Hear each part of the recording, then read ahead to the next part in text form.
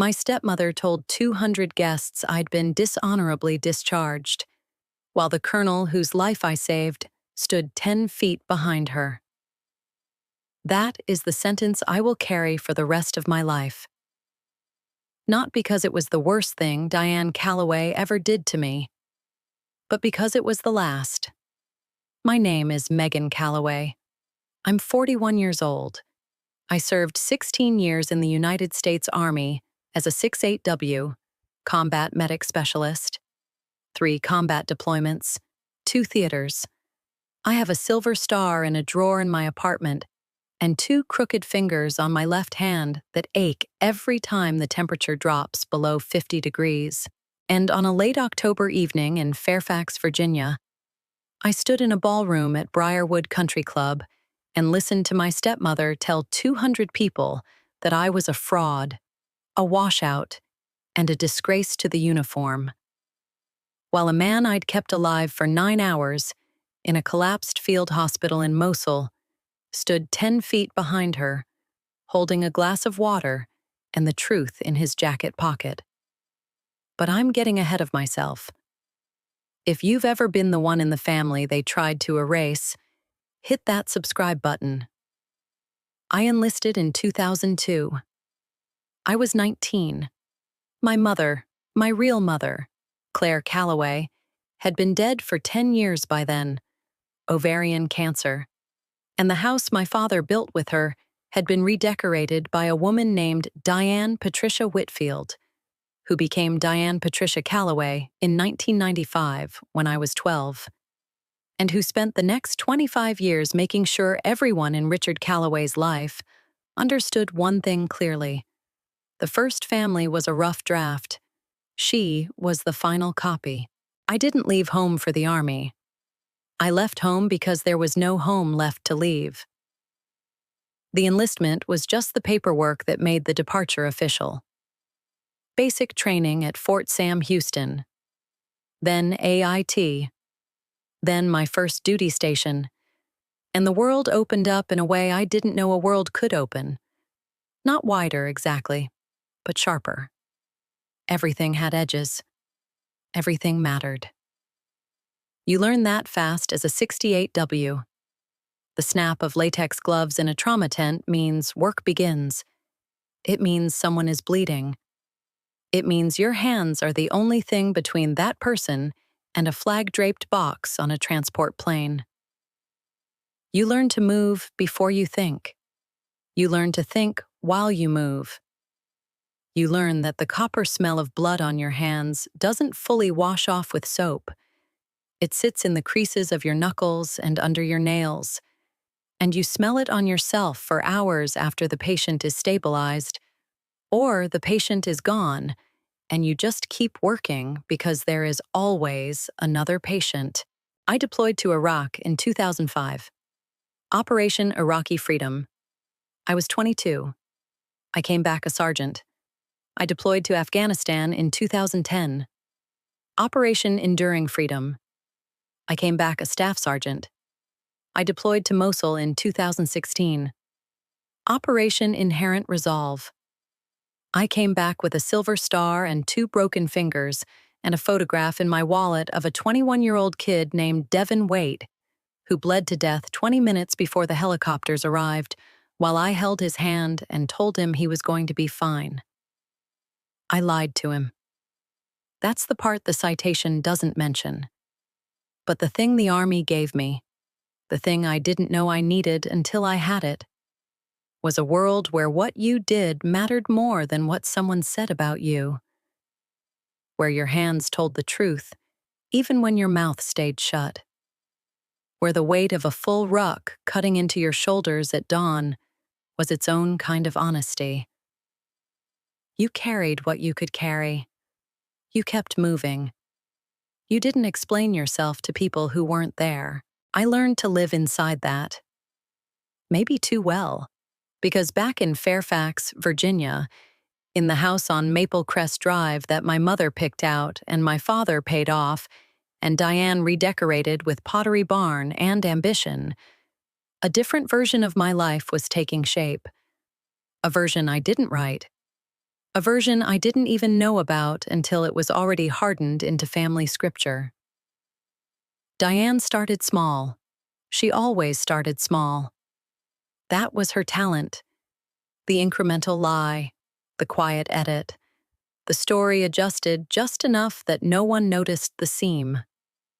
After my first deployment, 2007, she told Richard's friends I barely passed basic training, that I couldn't handle the pressure, that the Army was being patient with me. I didn't know this at the time. I was at Fort Hood running trauma drills and re-qualifying on my weapon. I was 24 and still believed the people back home were proud of me. After my second deployment, she escalated. She told the family I had anger issues, that I'd been written up, that officers had concerns. She used words like struggling and difficult and we're worried about her. Words that sounded like compassion if you didn't look too closely and sounded like a campaign if you did. And then Mosul. In 2017, while I was lying on a concrete floor in a collapsed field hospital with 2 fractured metacarpals on my left hand, taping my own fingers together with medical tape and a tongue depressor so I could keep applying pressure to a lieutenant colonel's severed femoral artery. While I was doing that, Diane told my father's social circle that I had been discharged for insubordination. Dishonorably discharged. That was the phrase she used. She said it the way she said everything, with concern in her voice and a slight shake of her head, as though it pained her to deliver such difficult news about someone she'd tried so hard to help. She told them while I was still deployed.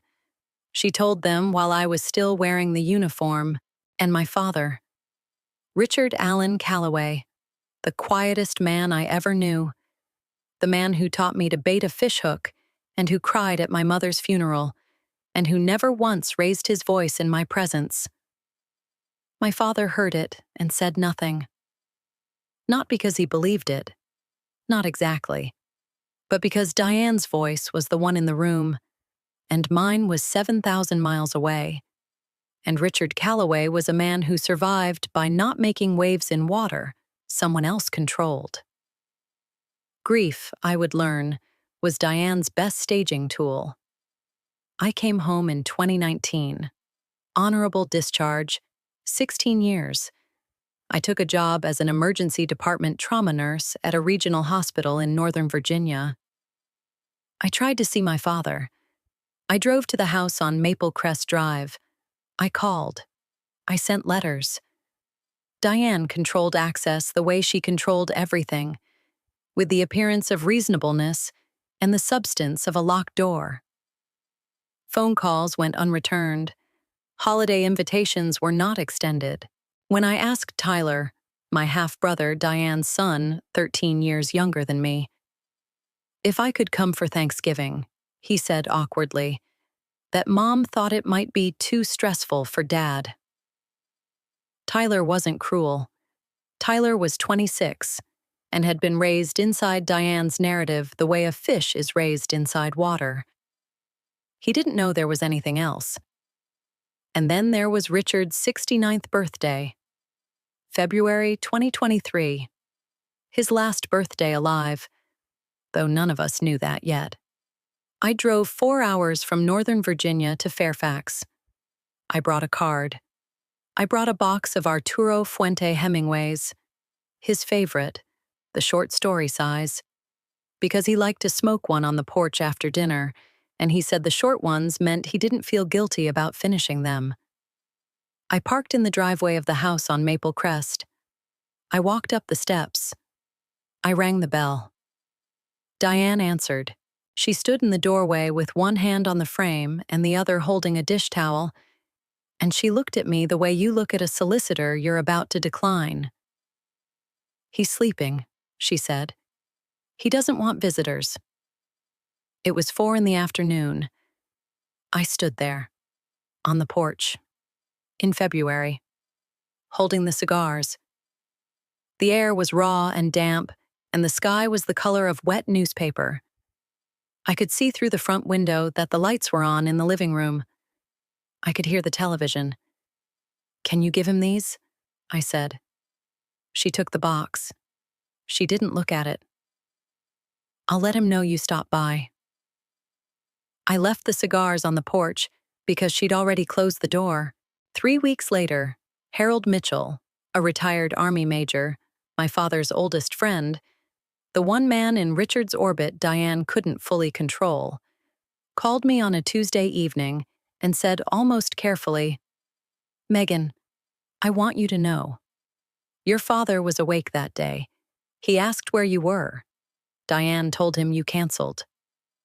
I sat in my car in the hospital parking lot with the engine off and my hands on the steering wheel, and I did not cry. I flexed my left hand. The third and fourth fingers bent wrong. They always bend wrong now. The metacarpals healed crooked because I splinted them myself in a collapsing building and never had them properly reset. And they ached the way they always ache when the air is cold, and the thing I'm gripping is the absence of something I can't get back.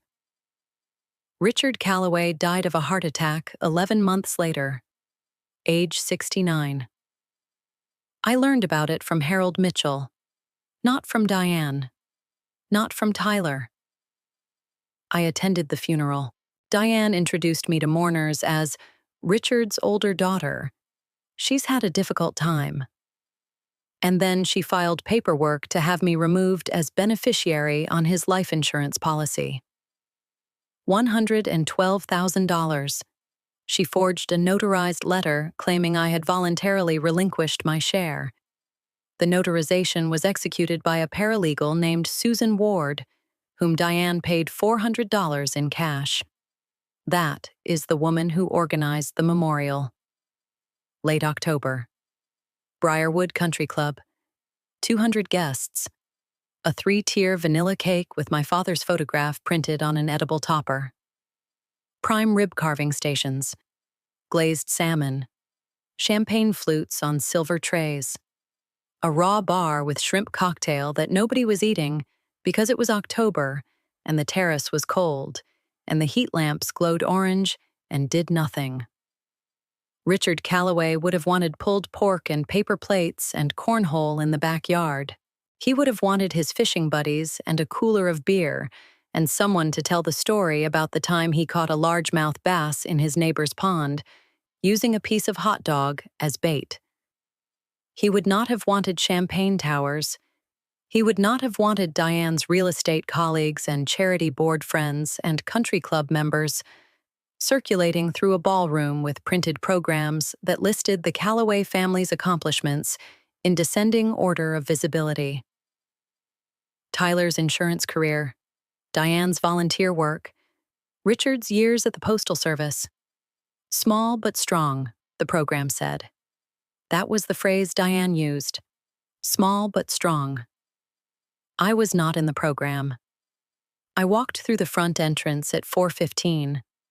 The sky was the color of old pewter, heavy with clouds that wouldn't commit to rain. The air had the first real bite of autumn, sharp enough to sting exposed skin. I wore dark slacks, a navy cardigan over a white blouse, and flat black shoes I could move in. My watch sat inside my left wrist. My wallet sat in my left pocket. My hair was pulled back. I drew no attention. Diane stood near the entrance in a charcoal dress and pearls, greeting guests with a rehearsed warmth that smelled like performance. "Oh, Megan." A pause calibrated to convey surprise. "I didn't think you'd come." No embrace. A half turn to the next guest before I could respond. No seat saved. No place card with my name. No mention in the printed program, which I picked up from a table by the door and read standing in the coat check alcove, while 200 people moved around me like water around a stone. The memorial table stood near the far wall. 15 photographs of Richard Calloway in matching silver frames. Richard at his Postal Service retirement ceremony. Richard and Diane at a charity gala. Richard with Tyler at a Nationals game. Richard and his fishing buddies on a dock in the Outer Banks. I was in 3 of those original photographs. I know because I have the originals. Diane had them reprinted, cropped, adjusted. I no longer existed in the visual record of my own father's life. I found an empty chair near the emergency exit. A server placed a plate of glazed salmon and roasted asparagus in front of me. I folded my napkin beside the untouched plate. Diane took the podium at 5 o'clock. The microphone squealed once. She smiled through it. Richard Calloway was the heart of this family, she began. She spoke for 6 minutes. She described Tyler's career. She described her own charity work. She described the marriage she and Richard built. From the ground up, she said, as though there had been nothing standing there before her. She described the family as small, but strong. She did not say my name. Tyler found me during the applause. He stood beside my chair with his hands in his pockets, and his head tilted the way people tilt their heads when they're about to say something they've rehearsed. "Meg," he said, not unkindly. "Can I ask you something?" I looked at him. He was 28. He had Diane's jawline and Richard's eyes, and the expression of a man holding a question someone else loaded.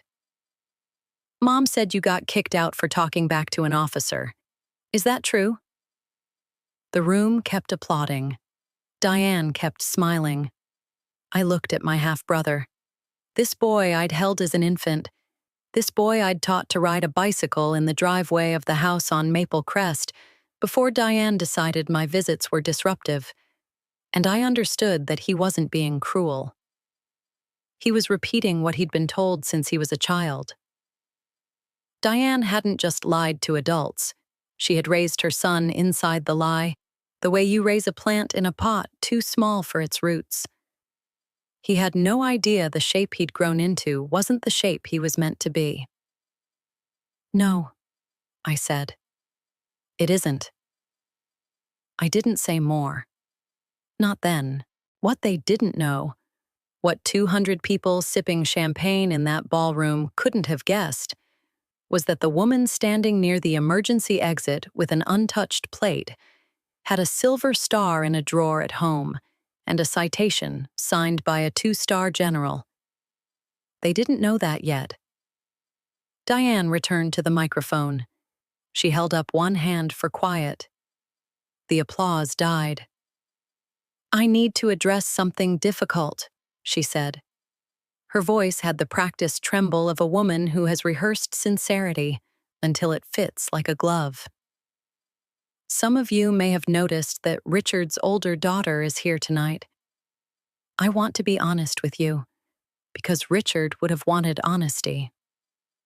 She paused. 200 people waited. Megan was dishonorably discharged from the United States Army for insubordination. She let the word land. She has been lying to this family for years about her service. I have tried, we have all tried, to be patient, to be kind. But I will not have someone who disgraced the uniform stand in a room honoring Richard's memory. She looked directly at me. "Megan, I'm asking you to leave." 200 heads turned. 200 pairs of eyes found me near the emergency exit. The room was absolutely silent. Even the overhead chandelier seemed dim, or maybe it was just the sky outside pressing closer to the glass. Then Diane added the final sentence, the one she'd been saving. "Your father knew. He was ashamed. He told me so." My father never said those words. I know that the way I know the sound of a medevac rotor at 200 meters, because I lived inside that truth, and no one else's version can overwrite what I carried. I didn't move. My hands stayed at my sides. I looked at Diane across 40 feet of ballroom floor, and I did not flinch. I did not speak. I touched my left pocket, the weight of the wallet, the photograph, the note written in blue ballpoint ink by a mother whose son I couldn't save, and I held my gaze.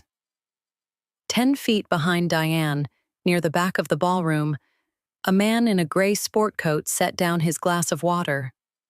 He had silver-streaked hair and pressed trousers, and a slight mechanical hitch in his step that most people wouldn't notice unless they'd spent time around prosthetics. Colonel Nathan Brandt straightened his jacket, and he began to walk. 200 people stared at me, and I gave them nothing. Not a tremor. Not a breath that moved my shoulders. Not a single syllable of defense. I stood near the emergency exit with my hands at my sides and my left pocket pressed against my thigh, and I let the silence do what silence does when the person wielding the accusation expects a reaction and doesn't get one. Diane stood at the podium with her chin raised and her fingers curled around the microphone stand like she was waiting for the applause line. She had delivered the killing blow. She had used a dead man's name to do it. All that remained, in her calculation, was for me to crumble or flee, to confirm, by my departure, every lie she had ever told about me. I did neither. I flexed my left hand once. The third and fourth fingers bent wrong, the way they always bend wrong, the crooked metacarpals shifting against each other like old complaints. They ached. The air coming through the terrace doors was sharp with October and chimney smoke, and the particular damp that settles into Northern Virginia when the clouds press low and refuse to commit. My fingers always ache in this weather. I let them. Tyler stood 3 feet to my left. He hadn't moved since Diane's speech. He was looking at me with an expression I recognized. Not from the Calloway family, but from Trauma Bays. It was the expression of a person who has just been told something is true and is realizing for the first time that the ground beneath them might not be where they thought it was. Meg. His voice was low. Careful. If you really served, you'd have discharge papers. A DD-214, something. Mom said there's no record, no enlistment under your name. She checked. I looked at him. Diane checked DPRIS. She has authorized access to the Defense Personnel Records Information System? A beat. Because a DD-214 is filed with the National Personnel Records Center in St. Louis, not with a county clerk. And a Silver Star citation goes through HRC, Human Resources Command, with endorsement from the theater commander. Your mother didn't check anything, Tyler. She made a phone call and heard what she wanted to hear. Tyler blinked. His mouth opened. Closed. He looked at Diane. He looked back at me. He didn't have a response because there was no response available to a man whose entire framework had just developed a crack he couldn't patch with borrowed certainty. The thing about silence is that people mistake it for surrender. It isn't. Sometimes silence is the last kindness you offer before the truth arrives. Across the ballroom, a chair pushed back. I didn't see it at first. I heard it. The wooden leg scraping against the parquet floor. A sound that cut through the murmuring the way a scalpel cuts through gauze. Then I saw him. Colonel Nathan Brandt moved through the crowd with the unhurried precision of a man who had spent 30 years in uniform and would carry it in his posture until the day he died. His gait was steady but asymmetric, the left leg swinging forward with the faint mechanical lag of a prosthetic beneath pressed gray trousers. Most civilians wouldn't read it. I read it in the first step. I had read it from across the room an hour ago when he was standing near the back with Harold Mitchell, holding a glass of water and watching the proceedings with the patient. assessing stillness of an officer who has learned that the most important intelligence is gathered by people who know when not to speak. He didn't come directly to the podium. He came to me first. The crowd parted without understanding why. Something about the way he moved, the shoulders, the carriage, the eyes that hadn't wandered since he'd started walking, created a corridor of instinctive deference. People stepped back. They didn't know what they were stepping back from. They just knew. He stopped 2 feet in front of me, close enough that the conversation belonged to us, close enough that the 200 people watching couldn't hear what came next. His eyes found my left hand first, the crooked fingers. The third and fourth metacarpals angled slightly inward, healed wrong, permanently offset. He looked at them the way a man looks at a scar he knows the origin of, not with pity, but with the specific, weighted recognition of shared history. Then he looked at my face. November 6? 2 words, quiet as a field radio at whisper protocol. And the ballroom fell away. The champagne towers and the glazed salmon and the memorial photographs that had been scrubbed of my existence. All of it dissolved, and for 2 seconds, I was back on a concrete floor in Mosul, with blood on my hands and tape on my broken fingers, and a lieutenant colonel fading in and out of consciousness, while I told him to stay with me. Colonel Brandt. A pause.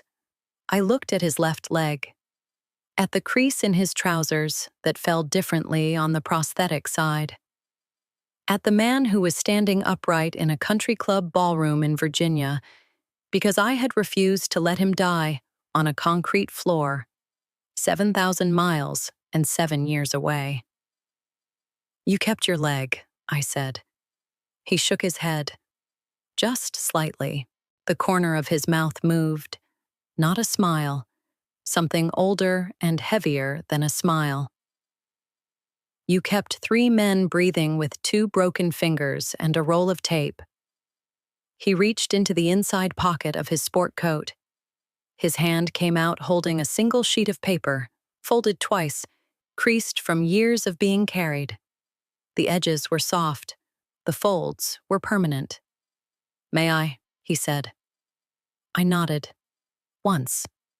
He turned. He walked toward the podium. Diane was still standing beside the microphone with the expression of a woman watching a variable she hadn't accounted for enter her controlled environment. She didn't know who he was. She didn't know what the paper was, but something in her shifted. I could see it from 40 feet away, the way a person shifts when they feel the floor tilt beneath them and haven't yet identified the source. Brandt reached the podium. Diane stepped aside. She didn't choose to. Her body chose for her.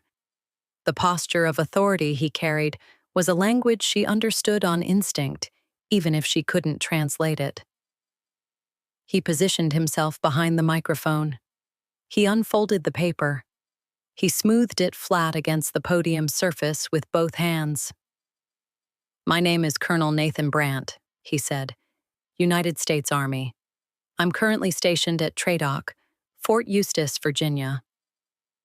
The murmuring stopped. The room was very still. I'm here tonight as a guest of Major Harold Mitchell, a friend of the Calloway family, and a fellow member of our local VFW post. I did not come here to speak, but I've just listened to a woman be publicly accused of disgracing the uniform of the United States Army, and I find that I cannot remain silent. He looked down at the paper. I'm holding a photocopy of a Silver Star citation. I've carried it in my jacket pocket since 2018. The original is on file with Human Resources Command.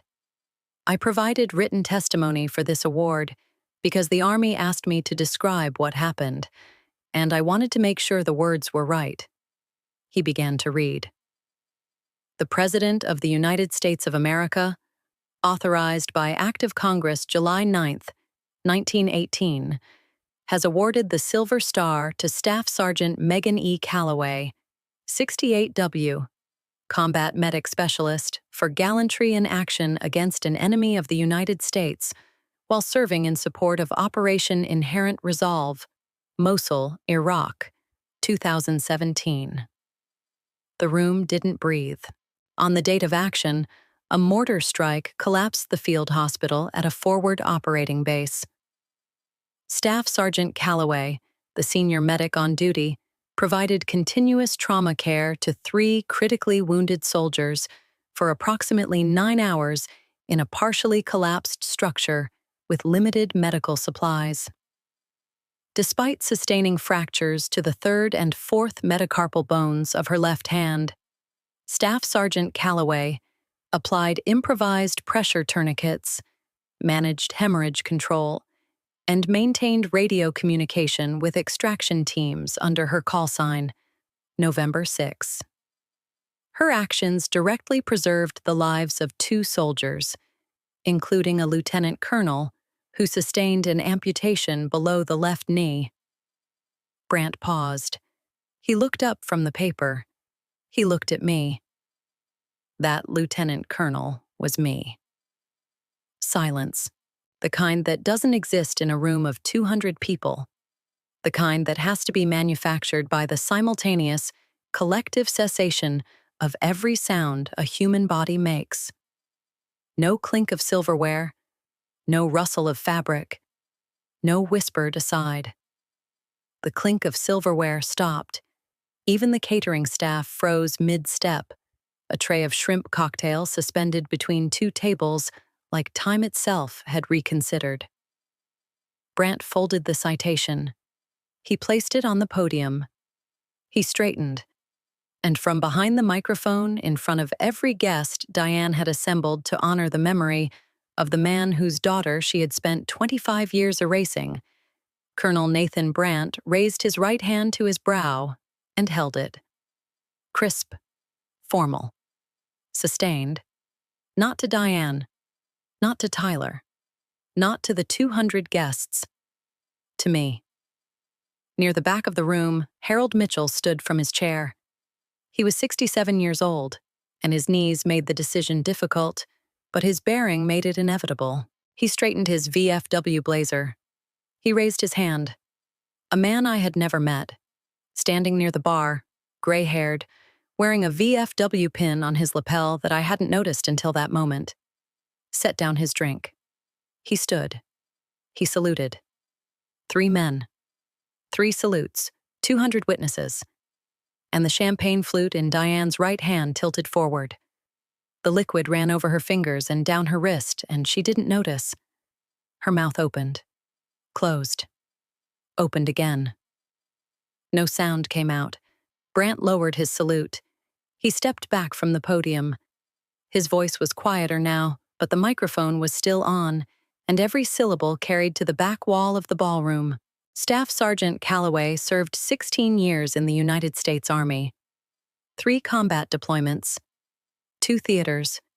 She was the senior medic in that collapsed field hospital, and she kept 3 soldiers alive for 9 hours, including me. I lost my left leg. I kept my life. He paused.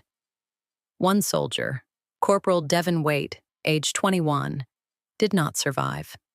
He died 20 minutes before the helicopters arrived. Staff Sergeant Calloway held his hand until he was gone and then went back to work on the rest of us. He turned to Diane. His expression did not contain anger. It contained something worse. It contained the measured assessment of a career officer evaluating a situation and finding it deficient. Mrs. Calloway, I don't know what Megan told you about her service. I suspect she told you nothing because Megan doesn't talk about herself. But I want you to understand, the woman you just accused of disgrace in front of 200 people has a silver star, an honorable discharge, and my personal testimony that she saved my life.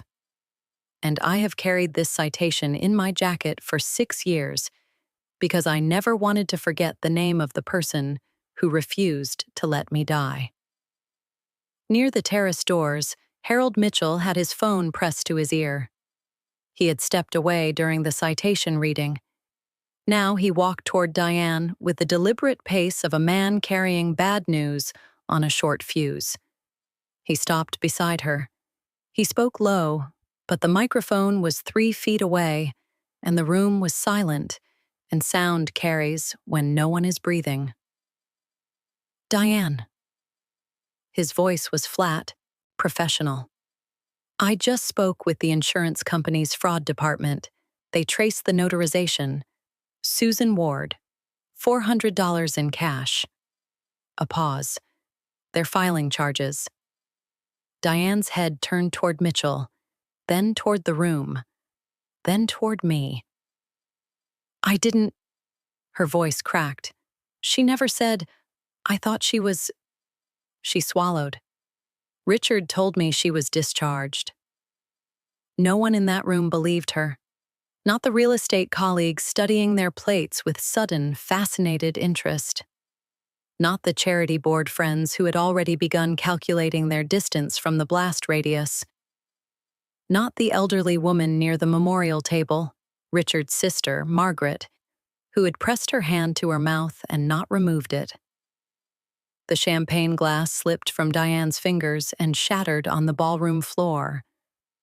The sound was small and bright and final. From across the room, standing near the emergency exit with 2 crooked fingers and a wallet carrying someone else's grief, I spoke my first full sentence to Diane Calloway in 2 years. He didn't tell you that. You told him. Tyler sat down hard in a chair that wasn't his. He put his elbows on a stranger's table and his head in his hands, and he stayed like that while the room rearranged itself around a truth that had been buried for 25 years and had just broken the surface like a bone that was never set right.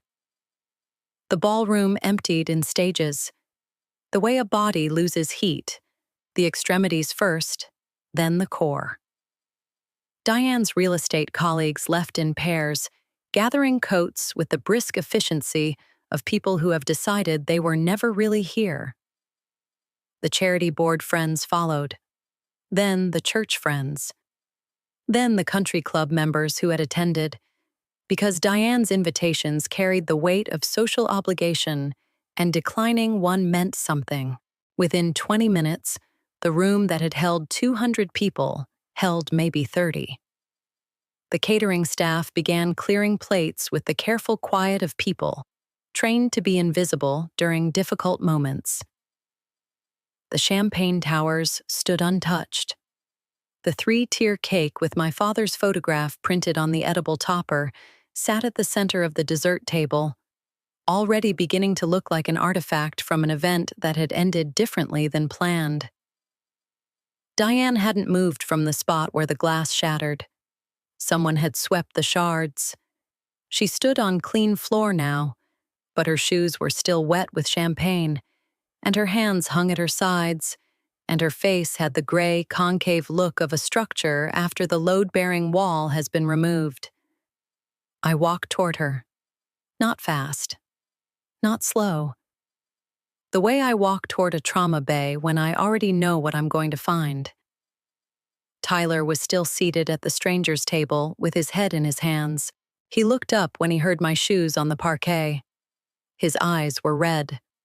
Not from crying, from the particular strain of a man whose entire operating system has just encountered a file it cannot process. Diane saw me coming. Her chin lifted. Reflex. 25 years of performance doesn't shut off because the audience has changed. You could have told us, she said. Her voice was thin, stripped. You could have just said something. One phone call. One conversation. Why didn't you ever just say something? I stopped 6 feet from her, close enough for a conversation, far enough that she couldn't reach me. You weren't asking questions, Diane. You were building a story, and you didn't want the truth. You wanted a confession. Her mouth opened. I didn't let the silence fill with whatever she was going to say next, because I wasn't finished. And I had been silent for 25 years, and I was going to use the sentences I had earned. You spent 25 years building a family that only worked if I didn't exist. You told my father I washed out. You told Tyler I was discharged. You told 200 people tonight that I disgraced the uniform. And all of it, every single word, was something you made up because the truth made you feel small. My voice didn't rise. My hands stayed at my sides.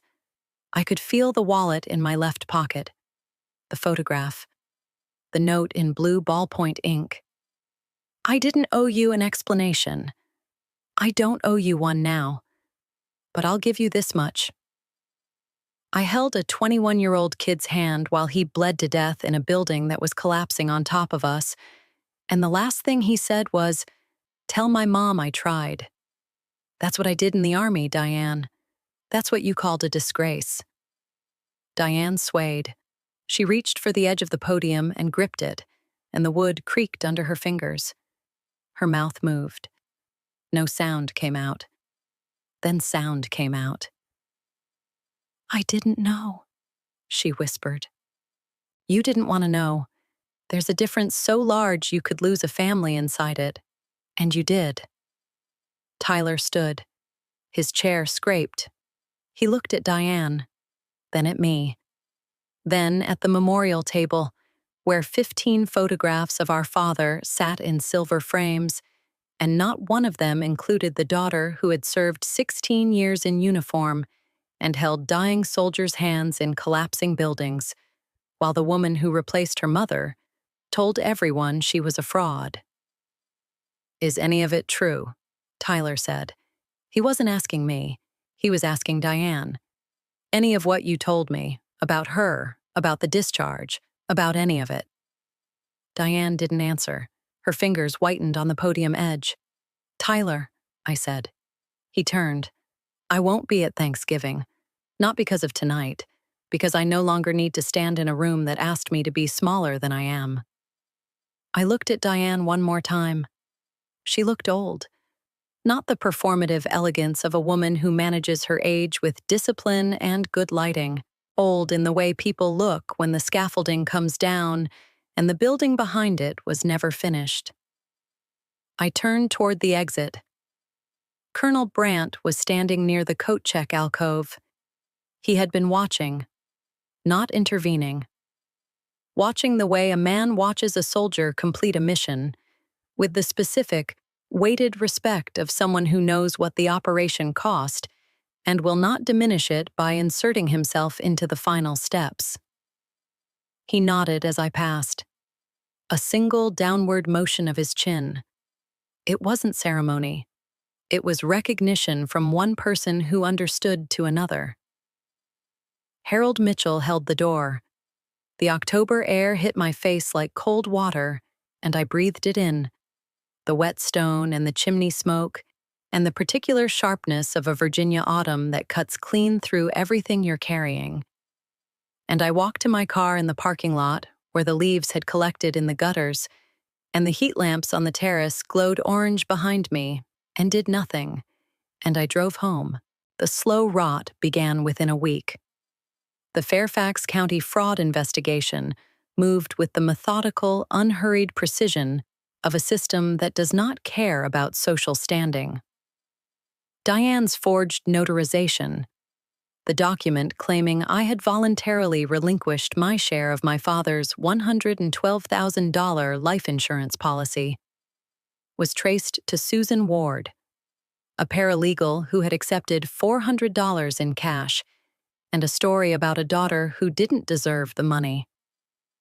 Ward cooperated within 48 hours of the first interview. She provided the cash receipt. She provided text messages. She provided a written statement that Diane had told her the signature was merely a formality for a daughter who was estranged and unstable. Insurance fraud charges were filed against Diane Patricia Calloway in late November. The charge carried a potential sentence of up to 10 years in Virginia. Diane retained a criminal defense attorney, a man from her country club, as it happened, who billed $450 an hour and who had been one of the 200 guests in the ballroom the night Colonel Brandt read the citation. The irony was not lost on anyone. Her real estate brokerage placed her on administrative leave the morning the charges became public. Administrative leave is the professional equivalent of the champagne glass slipping from her fingers. It looks controlled, but the mess is already on the floor. 3 of her active listings were reassigned. 2 clients requested different agents. The Briarwood Country Club Women's Auxiliary Board, of which Diane had been secretary for 9 years, accepted her resignation, which she had not submitted, via a letter hand-delivered to her home by a woman named Patricia Anderson, who had been Diane's co-chair on the Spring Gala Committee and who now apparently could not recall ever being particularly close. The charity board memberships evaporated. The holiday card list contracted. The network Diane had built over 25 years, the architecture of social position and curated reputation that had sustained her campaign against me, dissolved with the quiet, efficient cruelty of people protecting their proximity to someone else's disgrace. Richard's sister, Margaret Hall, called me on a Wednesday. I was driving home from a 12-hour shift. Her voice was careful. She said she was sorry. She said she had believed Diane's version because it was easier than asking questions. She said she had a box of Richard's things in her garage, photographs mostly, including the ones Diane had reprinted without me. She asked if I wanted them. I said yes. Tyler called 3 weeks after the ballroom. The conversation lasted 4 minutes. He spoke first. I believed her. I'm sorry. You were 12 when she started, Tyler. You didn't have a choice. A pause. The kind that carries weight. Can I see you? Sometime. Not for Thanksgiving. Just sometime. Sometime, I said. That night, the night of the ballroom, before any of the investigations or the phone calls or the slow public dismantling of Diane's empire of fabrication, I sat on the back porch of my apartment in Northern Virginia. The sky had cleared just enough for the October cold to settle in with real commitment. No chimney smoke now, just the clean, sharp smell of frozen leaves and distant pavement. I reached into my left pocket. I pulled out the wallet. Leather bifold, worn at the fold. Unremarkable. I opened it. Behind my driver's license, folded once along a crease so deep it had become permanent, was the photograph. Wallet-sized. A young man in army dress greens, 21 years old, standing at parade rest with the expression of someone who has just accomplished the first real thing in his life. Corporal Devin Waite, boot camp graduation. I turned it over. Blue ballpoint ink. A mother's handwriting. He told me you held his hand. I'll carry that forever. I looked at it for a long time. The porch light was yellow. The photograph was slightly faded at the fold. Waite's face was clear. He looked like every 21-year-old soldier I had ever treated, certain and unfinished, and gone too soon. I didn't cry. I closed the wallet. I breathed. 6 weeks later, I sat in the waiting room of the VA hospital in Northern Virginia. Fluorescent lights, plastic chairs, a television mounted to the wall playing cable news that no one was watching. A clipboard on my lap with a form I had avoided filling out for 6 years. Under branch of service, I wrote United States Army. Under MOS, I wrote 6-8W. Under years of service, I wrote 16. Under rank at separation, I wrote Staff Sergeant. My own handwriting, my own history. No cover. No deflection. No one else's version. Just the truth, written in blue ink on a government form in a waiting room, where nobody knew my name or my story, or the sound of my call sign on a radio in a collapsing building in Mosul. Just Megan. There is power in patience. There is freedom in truth, even when it comes late. And there is a kind of peace you can only find on the other side of the silence you kept for people who never deserved the kindness of your quiet. I am no longer missing. If you enjoyed this story about quiet competence winning over loud arrogance, hit that like button and let me know what you think in the comments. And if you haven't subscribed yet, make sure to subscribe and ring that notification bell for more stories just like this one. Thanks for watching.